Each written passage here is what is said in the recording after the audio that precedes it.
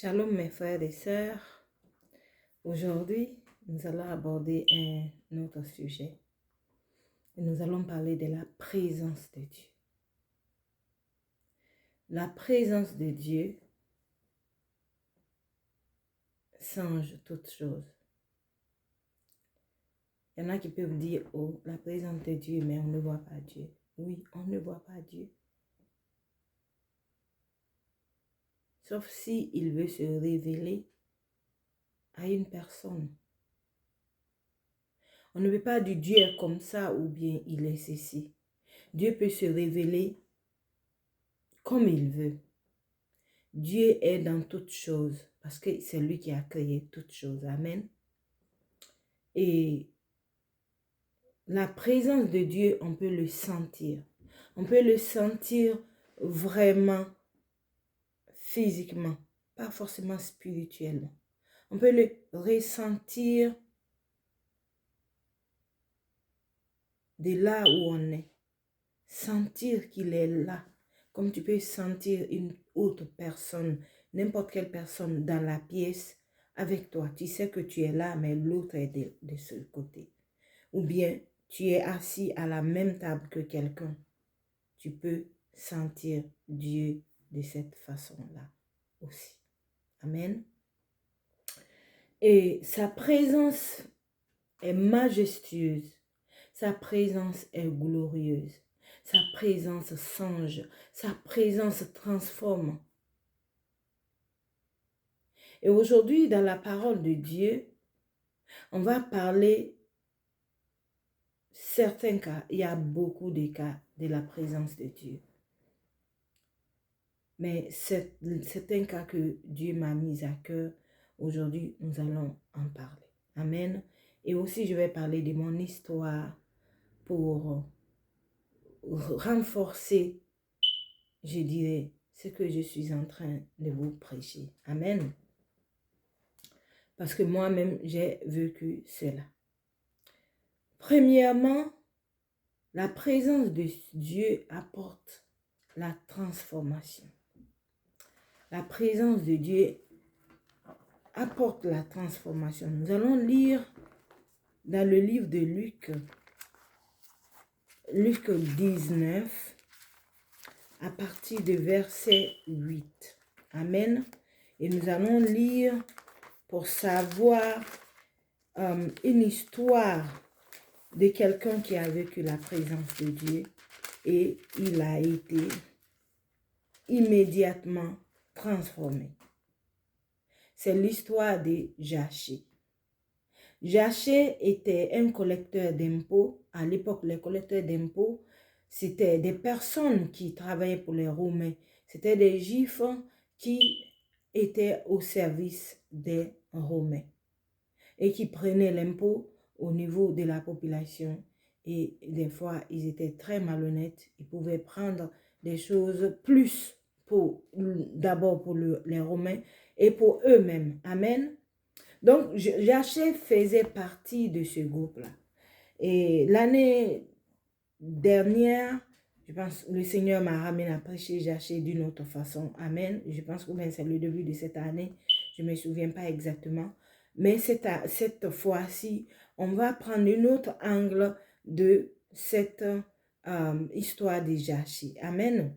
Zachée qui était un collecteur d'impôts, donc on les appelait des personnes de mauvaise vie, des pécheurs, alors que tout le monde est pécheur. Mais eux, la façon dont ils faisaient certaines choses, ils n'étaient pas aimés dans la société en Israël parce qu'ils étaient en train de travailler non seulement pour les Romains, mais aussi essayer de meurtrir le peuple pour les soutirer tout ce qu'ils avaient, comme bien pour l'impôt et aussi des fois en augmentant cet impôt prenaient des choses pour eux-mêmes. Amen. Donc Zachée, qui a entendu parler de Jésus, voulait voir Jésus.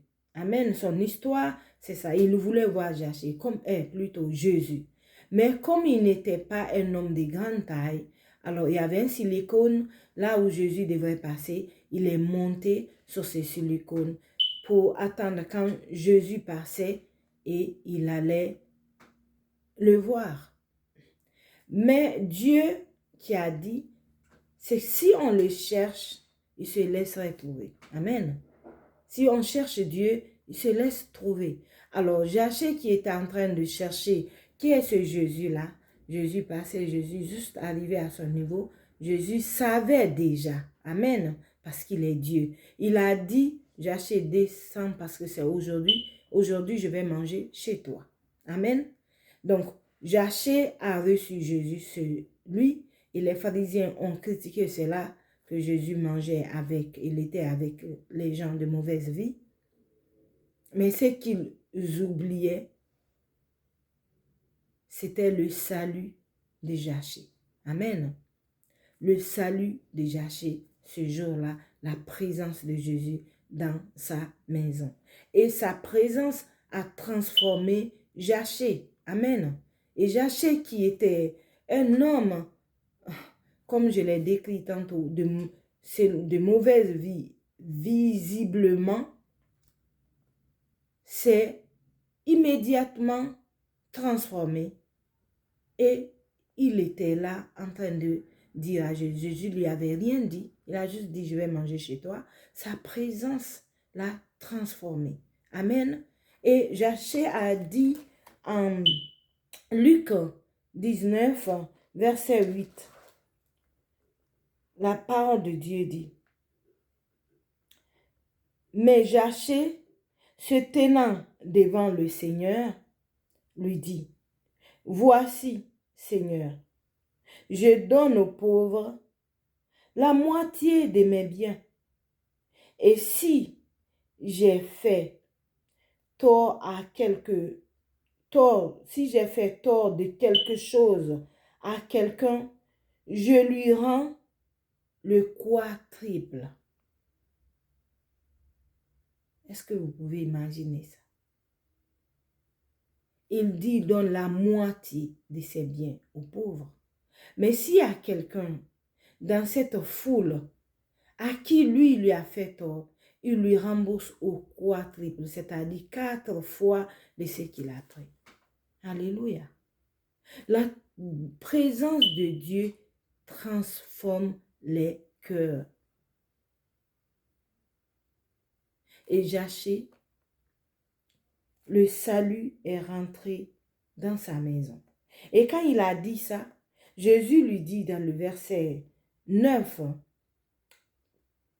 Jésus lui dit, le salut est rentré aujourd'hui dans cette maison.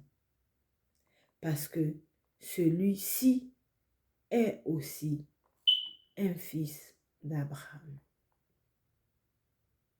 Amen. Donc, mon frère, ma soeur, nous devons plutôt rechercher la présence de Dieu que de lui demander.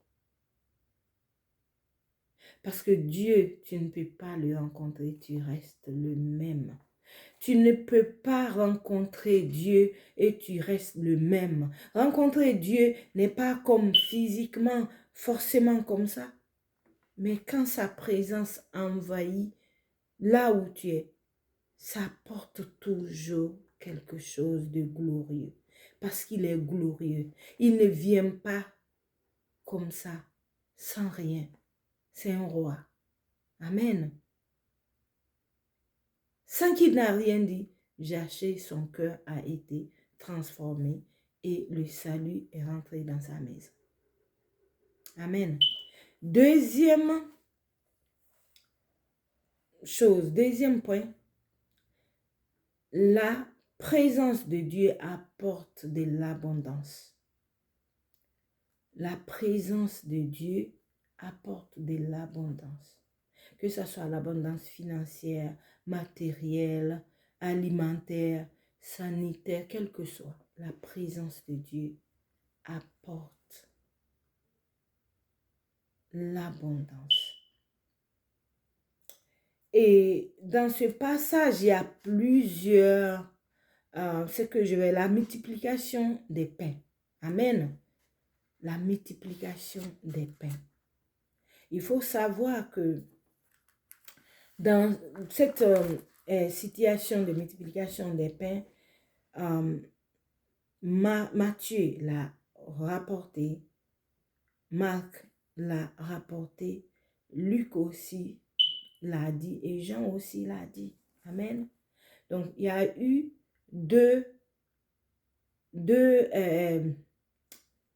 multiplications des pains. Jésus qui était avec les personnes, la foule qui était avec lui, ses disciples. Sachez que chaque fois Jésus était à un endroit, la foule venait parce que sa présence apportait non seulement l'abondance, la guérison, la restauration. Ça, on va parler un peu plus bas. Mais c'est juste pour vous dire, quand Jésus est présent, il est entouré de foules. Parce que sa présence apporte le changement. Amen. Sa présence apporte le changement.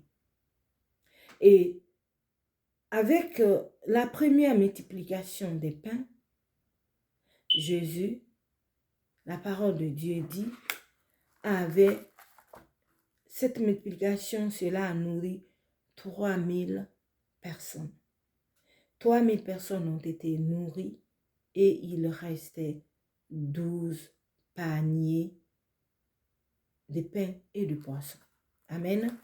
Et Luc, dans le livre de Luc, Luc l'a rapporté dans Luc 9, à partir de verset 12 à 17. Je vais lire le seul cas, mais il y a deux cas. Amen. Et la deuxième multiplication des pains, Jésus a nourri 4000 personnes, c'est-à-dire des hommes, 4000 hommes, sans compter les femmes et les enfants. Amen. Et il est resté 7 corbeilles. Amen. Donc, la présence de Dieu apporte l'abondance, quel que soit. Tu as manque, cherche la présence de Dieu. C'est vrai que nous prions, Seigneur, fais ceci pour moi, fais cela. Nous le demandons parce que c'est lui qui a dit demander et on vous donnera, chercher et vous trouverez, frapper et on vous ouvrira. Mais on doit chercher celui qui donne. Amen. Si tu as celui qui donne, tu as tout. Tu as tout. Tu n'as même pas besoin de demander. C'est lui qui le fera. La présence de Dieu dans la maison d'Abraham, quand il a vu, il était en train de passer, il a dit, où vous partez? Venez, restez, mangez d'abord, reposez-vous. Il ne savait pas. Il avait accueilli. La parole de Dieu dit, c'est 3 anges, non? Oui, on parle d'anges, mais cela prouve la Trinité de Dieu. Dieu le Père, Dieu le Fils, Dieu le Saint-Esprit. Parce qu'avant de continuer, Dieu a dit, casserai-je ce que je dois faire à Abraham? Abraham n'a pas demandé où aller, mais Dieu lui a dit ce qu'il voulait faire à Sodome et Gomorrhe. Amen. Donc la présence de Dieu, si on a avec nous, les choses changent. Nous sommes transformés, nous sommes rayonnantes. Nous sommes transformés de gloire en gloire. Amen. Sa présence majestueuse change toutes choses. Et sans rien demander, parce qu'il avait agi dans la présence de Dieu, les a apportés à manger, ils ont mangé, ils se sont reposés. Non seulement il a dit le plan qu'il avait, mais aussi il lui a dit l'année prochaine, à cette époque même, ta femme Sarah sera enceinte. La présence de Dieu apporte toujours quelque chose. Amen. Donc, on va lire Luc dans le chapitre 9 de Luc, à partir du verset 12-19. Amen. Où a eu la multiplication, l'une des multiplications des pains. Comme je vous ai dit, il y a eu 2 multiplications de pains que Jésus avait faites. Amen. Donc, Luc 9 plutôt, 9 à partir de verset 12.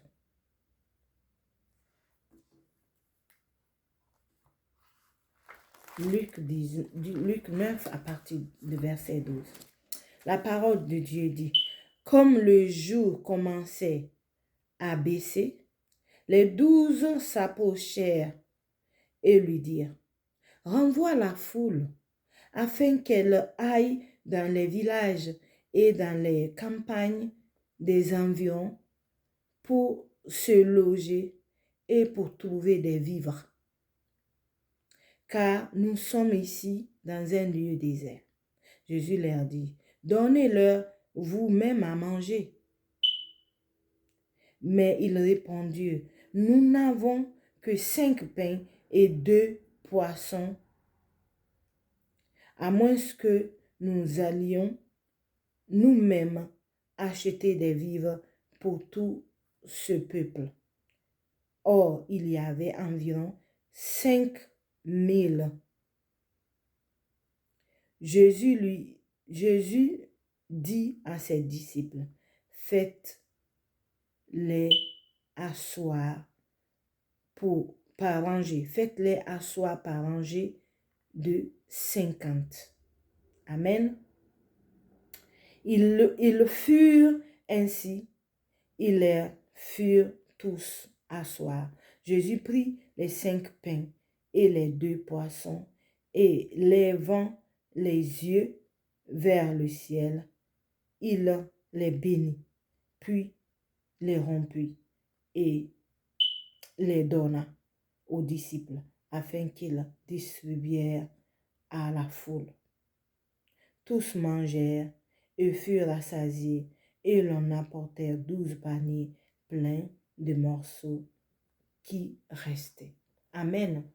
Donc, la parole de Dieu dit dans ce passage, ça c'est la première, je crois, la première multiplication. La foule était là et il n'y avait pas à manger. C'était vers la fin des journées. Amen. Mais la présence de Dieu a apporté des vivres. Et tous ont mangé. Et il est resté encore des paniers de vivres.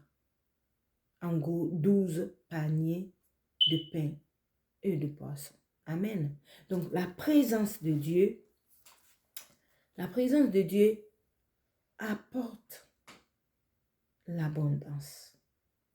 Troisième point, la présence de Dieu apporte la guérison, la restauration. Amen. Jésus qui, comme je l'ai dit, partout où il était, il guérissait les malades. Il guérissait les malades. Il restaurait les personnes qui étaient attaquées. Amen. Et nous allons lire dans le livre de Marc, Marc 9, je crois, oui. Ça, c'est un exemple, mais nous savons que Jésus-Christ, sa présence apportait toujours la guérison. La Bible dit qu'il guérissait toutes les maladies. Amen. La femme à la perte du sang, dans le livre de Marc. Et Luc aussi a rapporté qu'il a été guéri juste en touchant le pan de sa robe.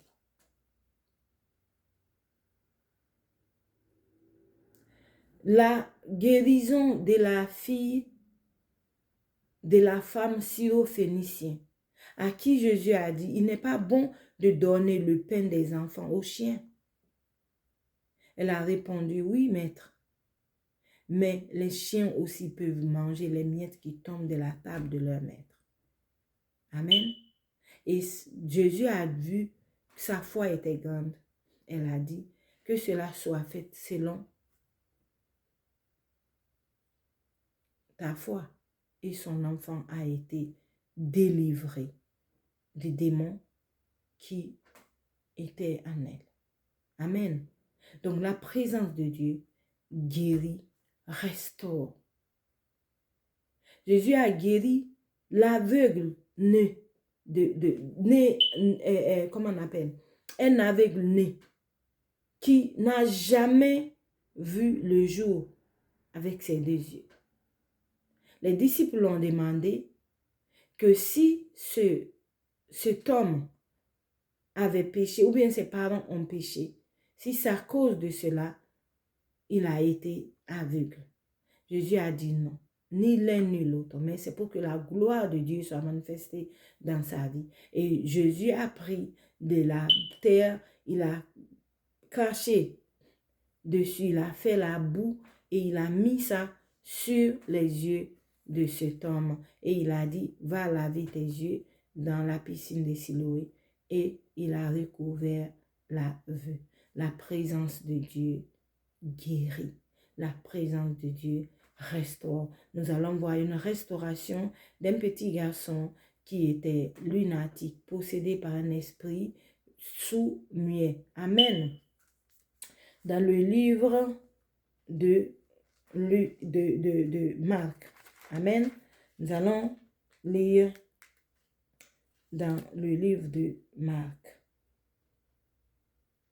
Je vais trouver le passage ou bien je vais juste vous expliquer le passage. C'était le cas de ce petit garçon qui était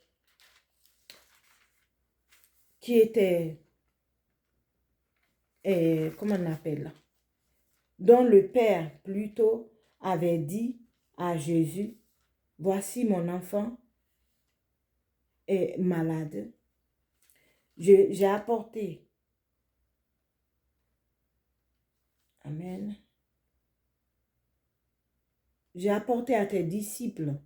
Ils n'ont pas pu le guérir. Amen. Et il a dit à Jésus, si tu peux, il faut guérir mon enfant. Jésus a dit, si je peux, rien n'est impossible à celui qui croit. Amen. Voilà, j'ai trouvé le passage. C'est à partir du verset c'est un peu long. Je vais essayer de vous lire à partir du verset 19. Amen. Jésus a dit, race incrédule. C'est-à-dire quand le monsieur a expliqué que ses disciples n'ont pas pu guérir son enfant. Et Jésus a dit, race d'incrédules. Leur dit Jésus. Jusqu'à quand serai-je avec vous? Jusqu'à quand vous supporterai-je? Amenez-le-moi. On lui amena et aussitôt que l'enfant vit Jésus, l'esprit agita avec violence. Il tomba par terre et se roula en écumant. Jésus demanda à son père, combien y a-t-il de temps que cela lui arrive? Depuis son enfance, répondit-il. Et souvent l'esprit l'a jeté dans le feu et dans l'eau pour le faire périr. Mais si tu peux quelque chose, viens à notre secours. Viens à notre secours. Aie compassion de nous. Jésus lui dit, si je peux, tout est possible à celui qui croit. Aussitôt le père de l'enfant s'écria, je crois, viens à mon secours, au secours de mon incrédulité. Je crois, viens au secours de mon incrédulité. Jésus, voyant accourir la foule,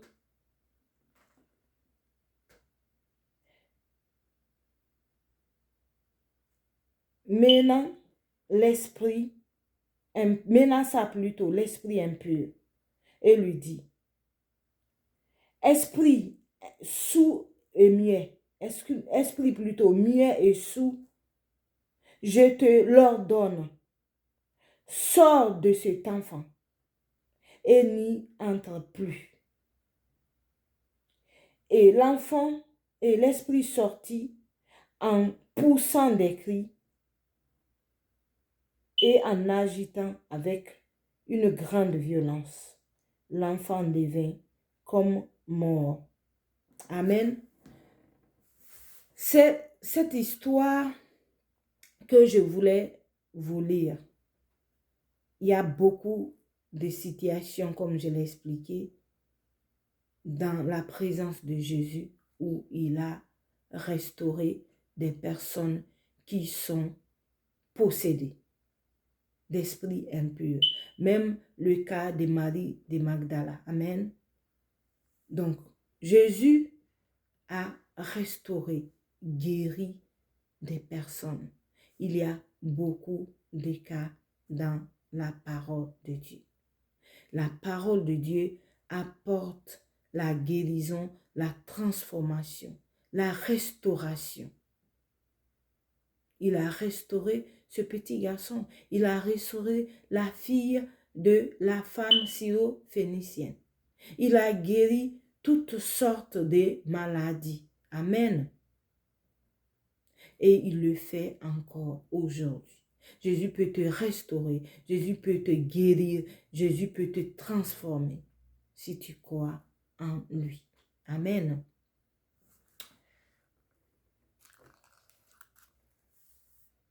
Next.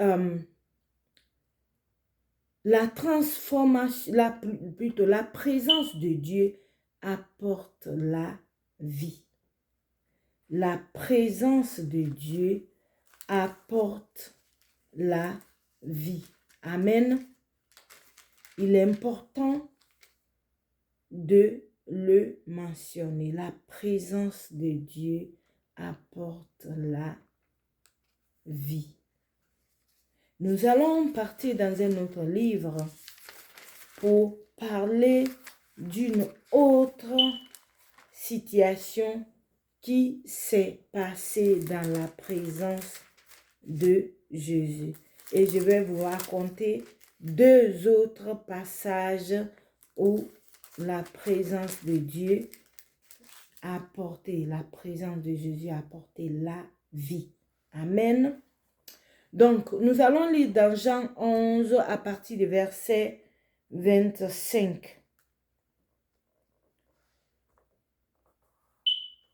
Et cette situation parle de la situation de Lazare.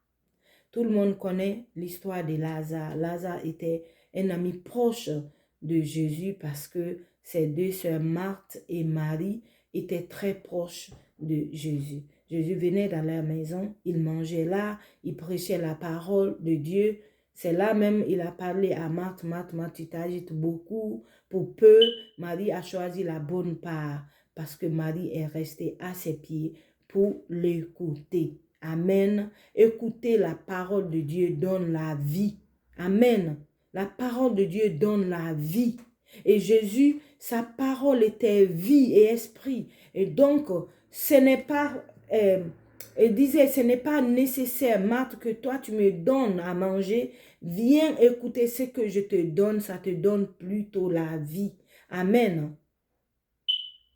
Alléluia.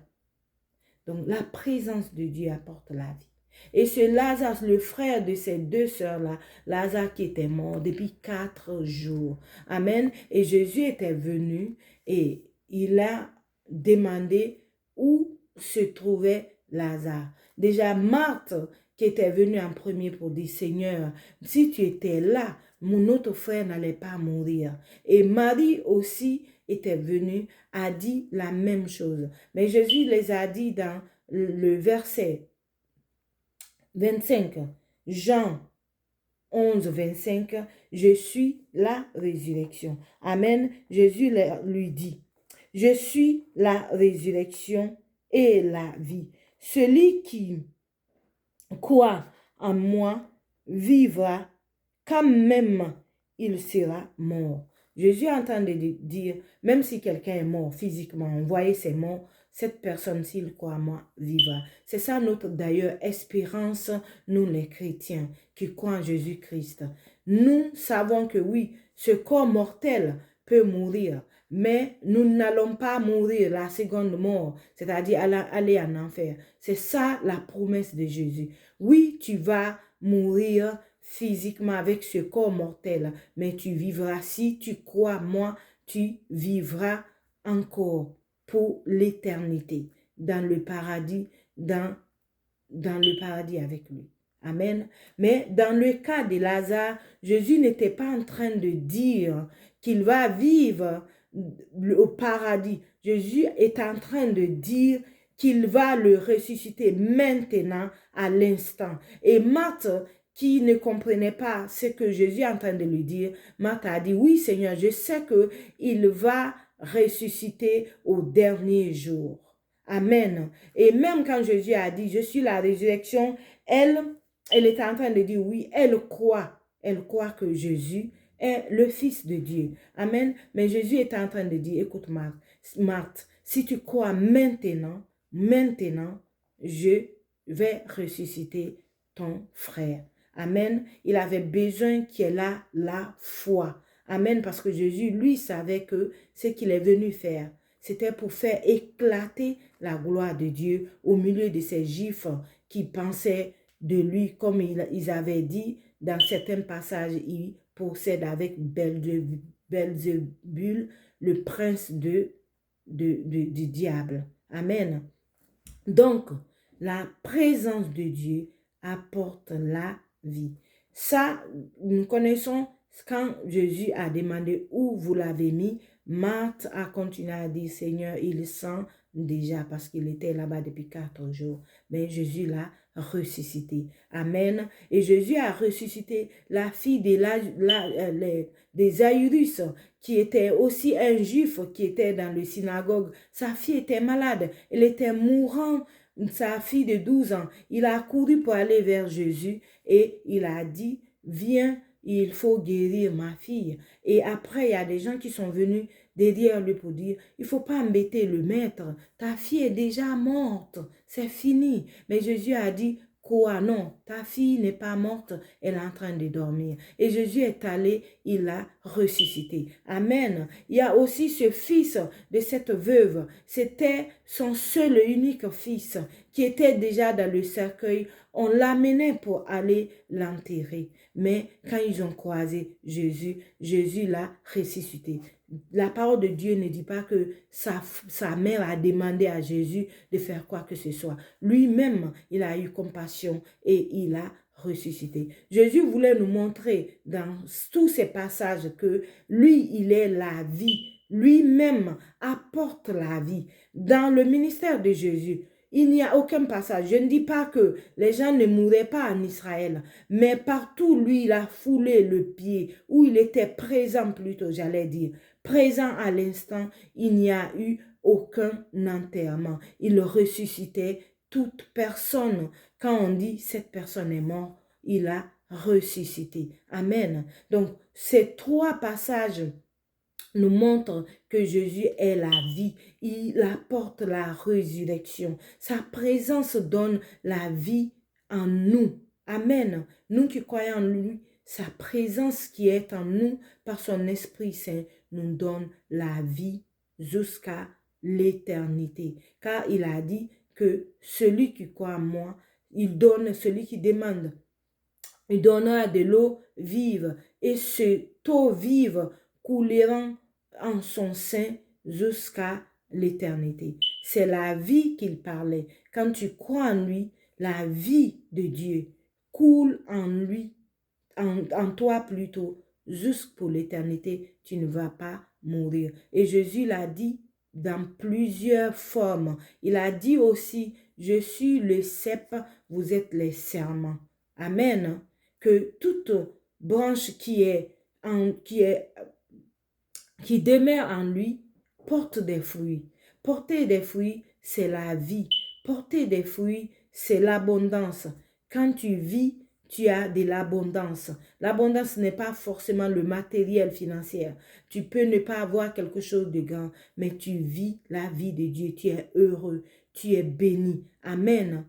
Donc la présence de Dieu apporte la vie, apporte la résurrection de tout ce qui est mort dans ta vie. Tout ce qui est mort dans ta vie. Si tu vois que ta vie, c'est comme si tout est en train de dégringoler. Ça, ce n'est même pas la question de vie physique.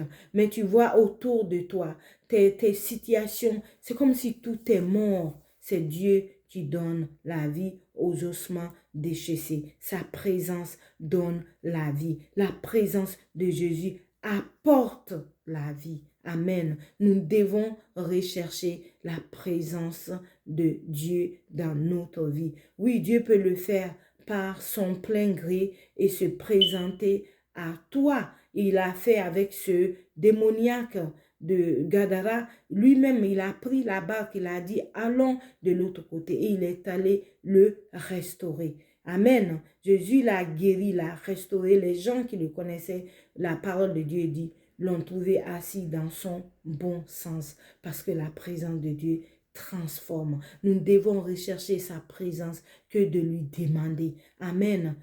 Comme je l'ai dit, lui peut le faire comme il a fait pour cet homme démoniaque. Lui-même, il est allé vers. Amen. La présence de Dieu donne la restauration, donne la transformation, donne la vie. Amen. Donne la résurrection des choses qui sont mortes dans ta vie. Si tu commences à avoir une dépression, viens dans la présence de Dieu. Lis sa parole. Sa présence est dans sa parole. Même si tu ne le sens pas physiquement comme il le fait avec certaines personnes, en lisant la parole de Dieu, tu es dans la présence de Dieu. Sa parole, c'est lui-même. C'est pour ça que Jésus est Dieu, parce qu'il est la parole de Dieu faite chair et sa présence transforme. Quand tu restes dans la parole de Dieu, tu es transformé, tu vis parce que cette parole coule en nous comme la vie. Amen. Amen.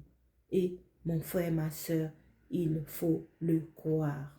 Maintenant, comme je l'ai dit au début de la vidéo, que j'allais raconter mon histoire. Je ne vais pas tout raconter, mais je vais raconter ce que j'ai vécu. J'étais une musulmane, née dans une famille musulmane, père musulman, maman musulman.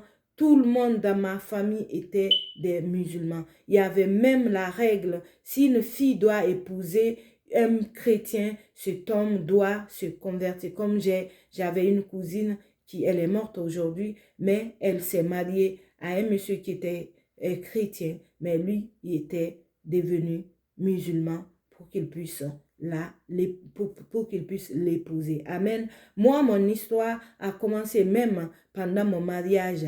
J'avais dit, c'était une révélation de Dieu. Je ne sais pas, je n'étais pas encore convertie. J'ai dit à mon père, écoute, moi, mon mari ne va pas changer de nom. J'ai eu cette révélation vraiment venant de Dieu. Je peux le dire comme ça. J'ai dit, comme ils ont l'habitude de dire, non, tu vas porter le nom de Mohamed, le nom de tel, avant d'épouser cette fille. Moi, j'ai dit, mon père, tu vas dire aux imams, non, on ne va pas faire cela. Amen. Parce que si vous changez son nom, ce n'est pas mon mari que j'ai épousé ce nom-là. Amen. Et Dieu a fait que mon père avait accepté cela et il a dit ça aux imams et les imams aussi avaient accepté. Amen. Donc, mon histoire a commencé comme ça et un jour, j'étais avec une amie qui m'a invité de venir à l'église pour dire que tu peux venir prier pour que tu puisses venir auprès de ton mari parce que tu sais, en Afrique, il y a tellement de choses, J'ai juste accepté parce que, oui, des fois, au sein de ma famille, il y a certaines personnes qui partaient pour la prière chez les chrétiens et je me disais, oui, c'est la prière, c'est juste que je sois exaucée, mais je ne vais pas devenir chrétienne. Amen.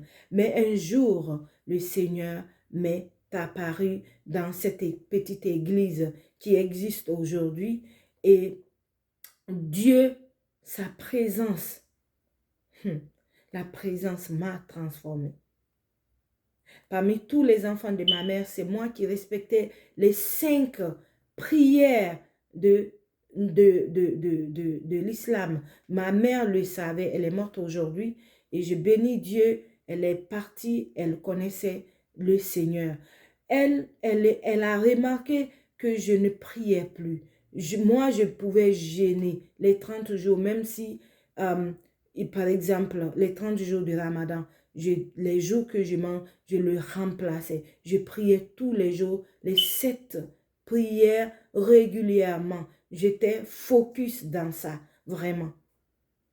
Mais quand j'ai vu Jésus-Christ, je ne sais pas ce qui s'est passé, mais je n'ai plus jamais pu prier comme ça. Et même les versets que je connaissais, c'est comme si tout s'est envolé.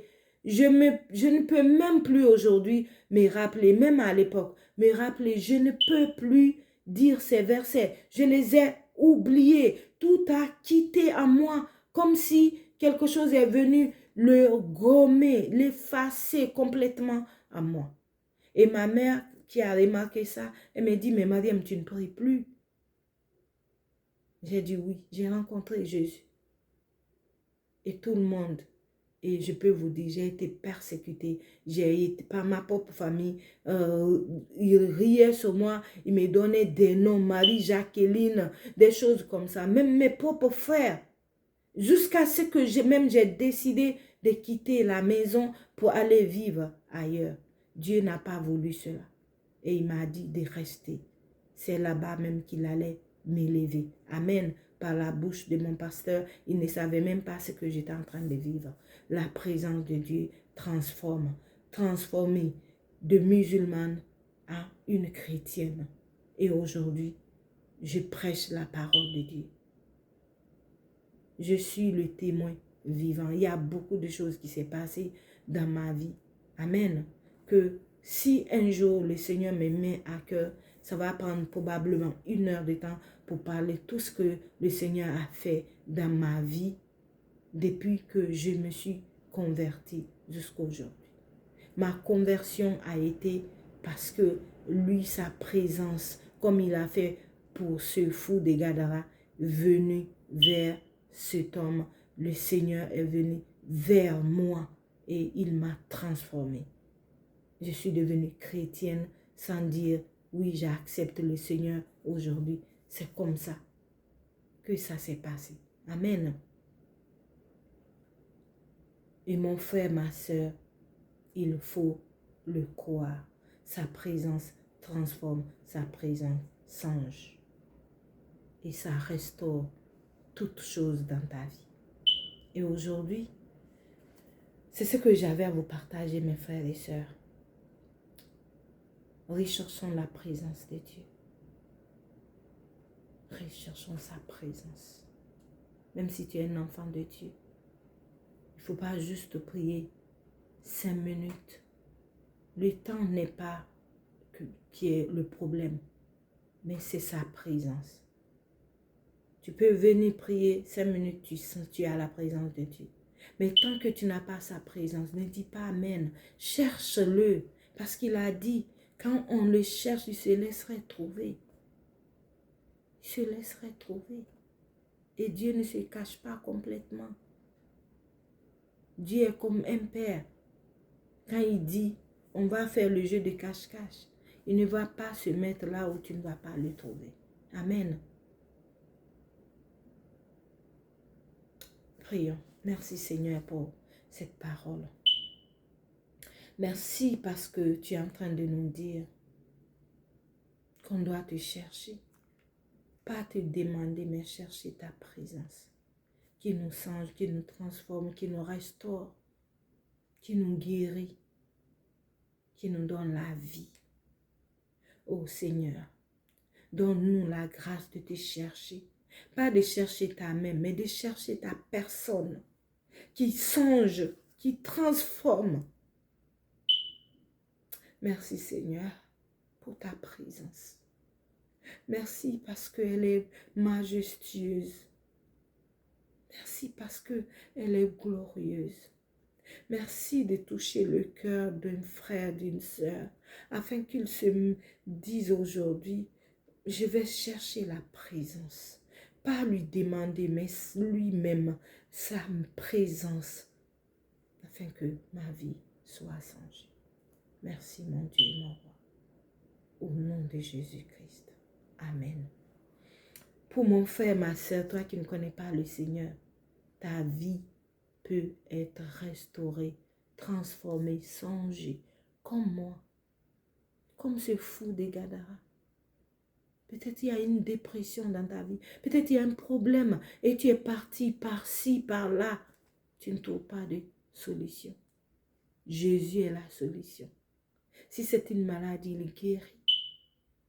Si c'est une possession démoniaque, il délivre.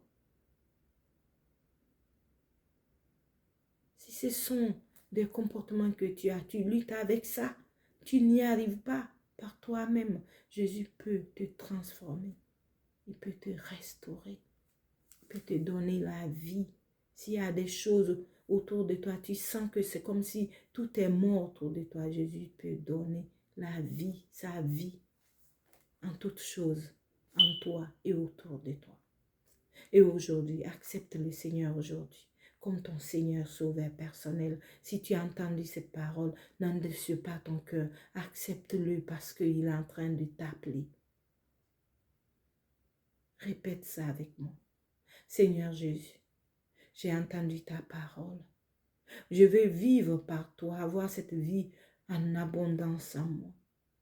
Être restauré, transformé, guéri. Seigneur, aujourd'hui, je te demande de pardonner mes péchés et de me restaurer. Merci de me guérir. Merci de me donner ta vie, car je t'accepte aujourd'hui comme mon Seigneur sauveur personnel. Merci pour tout ce que tu vas faire dans ma vie. Au nom de Jésus-Christ. Amen. Et si tu as répété cette parole, mon frère, ma soeur, tu es sauvé et tu es né de nouveau. Va dans une église où on baptise par immersion au nom du Père, du Fils et du Saint-Esprit. Et bienvenue dans la famille de Dieu. Que Dieu vous bénisse abondamment. Amen.